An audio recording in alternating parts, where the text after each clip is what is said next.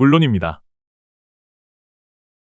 이번에는 토트넘과 AS 로마의 유로파 리그 5차전 경기에 대한 분석을 더 깊고 풍부하게 확장하여 경기의 전술적 측면, 주요 선수들의 활약 그리고 팀의 향후 전망에 대해 좀 더 세부적으로 다뤄보겠습니다. 이 분석을 통해 손흥민 선수와 팀이 경기를 어떻게 풀어나갔는지 그리고 경기 결과가 어떤 영향을 미칠지에 대한 더 많은 통찰을 제공하고자 합니다. 유로파 리그 5차전에서 토트넘 핫스퍼와 AS 로마의 경기는 두 팀 모두에게 매우 중요한 경기였습니다. 특히 토트넘은 이 경기를 통해 유럽 대항전에서의 상승세를 이어가고 싶었으며 AS 로마는 조별리그에서 유리한 위치를 차지하려 했습니다. 안지 포스테코글루 감독의 전술적 접근은 이번 경기에서도 여지없이 빠른 템포의 공격과 고강도 전방 압박을 기반으로 했습니다. 이러한 스타일은 시즌 초반부터 꾸준히 토트넘의 공격적인 면모를 부각시켜 왔으며 이번 경기에서도 그 의도는 분명히 드러났습니다. 포스테코글루 감독은 팀을 공격적으로 전개하며 공격과 수비의 균형을 맞추는 데 집중했습니다. 그러나 그의 전술이 완벽하게 실행된 것은 아니었고 로마의 철저한 수비와 기술적으로 뛰어난 반격이 토트넘에게 큰 도전 과제가 되었습니다. 토트넘은 경기 초반부터 상대 수비의 약점을 파고드는 전술을 펼쳤지만 AS 로마는 매우 견고한 수비 라인과 역습을 통해 이에 대응하며 경기를 적극적으로 끌고 갔습니다. 로마는 디발라와 같은 핵심 공격수가 있기 때문에 후방에서의 볼 배급과 빠른 전환 공격이 상당히 위협적이었습니다. 이처럼 두 팀은 서로 다른 전술적 접근 방식을 가지고 있었고 그 차이점이 경기의 흐름과 양상을 크게 좌우했습니다.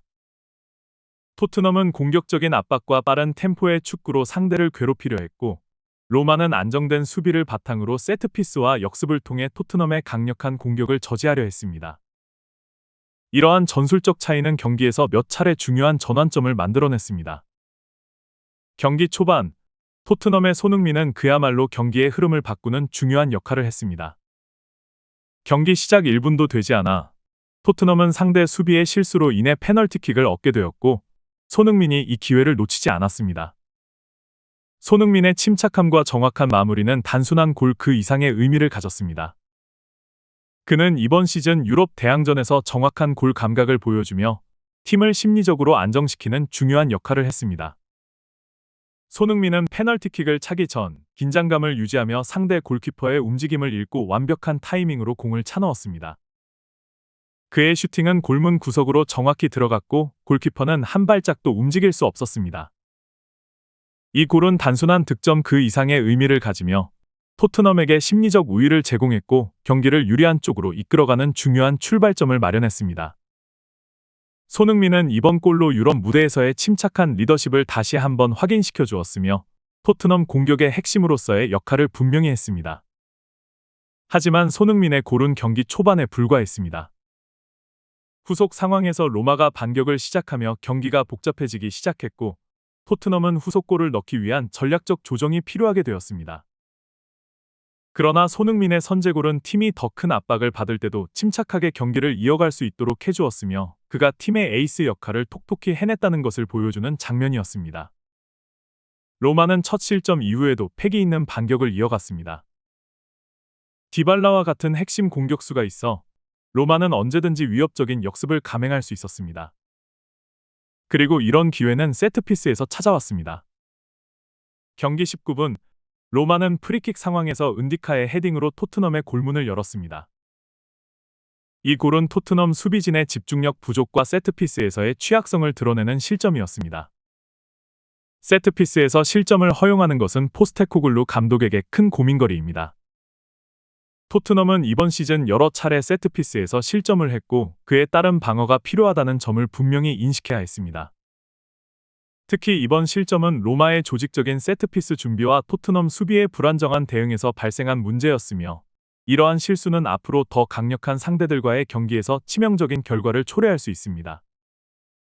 이 실점은 토트넘이 강한 공격적인 성향을 가지고 있음에도 불구하고 수비에서의 불안정성이 여전히 해결되지 않았다는 점을 여실히 드러내었습니다. 포스테코글루 감독은 공격 축구를 지향하는 스타일을 고수하면서도 세트피스에서의 안정적인 수비를 더 강화해야 할 필요성이 커졌습니다. 그렇지 않으면 토트넘은 더 어려운 상대를 만날 때마다 같은 문제에 직면할 수 있습니다. 경기 후반, 토트넘은 공격 리듬을 다시 찾기 위해 노력했고 그 중심에는 손흥민이 있었습니다. 클로셉스키와 사르는 빠른 패스를 이어가며 상대 수비를 흔들었고 손흥민은 그 흐름 속에서 골 찬스를 만들기 위한 포지셔닝에 능숙하게 개입했습니다. 그리고 결국 후반 32분, 앤 존슨이 골을 넣으며 토트넘의 2-1 리드를 가져왔습니다.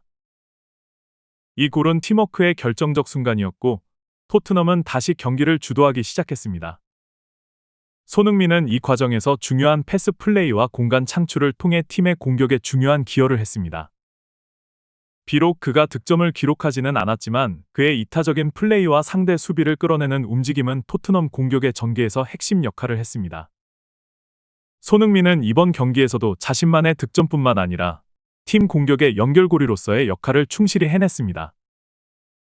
하지만 후반 45분 경기는 다시 한번 복잡해졌습니다. 로마는 세트피스를 통해 또 다시 실점을 얻어내며 경기를 2-2 동점으로 이끌었습니다. 이 골 역시 세트피스에서 나왔고 토트넘의 수비 조직이 정렬되지 않은 틈을 타 은디카의 헤딩골로 이어졌습니다. 후반 막판의 이 실점은 집중력 부족과 세트피스에서의 약점이 그대로 드러난 순간이었습니다. 토트넘은 경기 내내 후반 45분까지 세트피스를 차단하는 데 어려움을 겪었고 결과적으로 이 골이 경기의 흐름을 다시 뒤집는 중요한 장면이었습니다. 이 실점은 토트넘의 후반 집중력 부족을 극명하게 드러냈습니다. 특히 경기가 끝나갈 무렵 로마의 강한 압박과 빠른 공격에 대응하기 위해선 팀 전체가 더욱 집중력을 높여야 했다는 점에서 아쉬움이 남습니다. 해설자들은 후반의 이 실점은 토트넘의 수비적인 불안정성을 여실히 드러내며 더욱 강력한 상대를 만났을 때 큰 문제가 될 것이라고 지적하기도 했습니다. 이번 경기는 결국 2-2 무승부로 마무리되었고 토트넘은 10점으로 조 2위에 자리했습니다. 남은 두 경기에서 최소 4점을 확보해야 16강 진출이 가능하다는 부담을 안게 되었습니다. 포스테코글루 감독은 이번 경기를 통해 세트피스에서의 실수와 후반 집중력 부족이 반드시 개선되어야 할 과제임을 명확히 인식했을 것입니다. 세트피스 수비와 후반전 집중력은 토트넘이 앞으로의 경기를 준비하는 데 있어 핵심적인 부분이 될 것입니다. 이 문제를 해결하지 않으면 토트넘은 유럽 무대에서 더 큰 도전에 직면할 수 있습니다.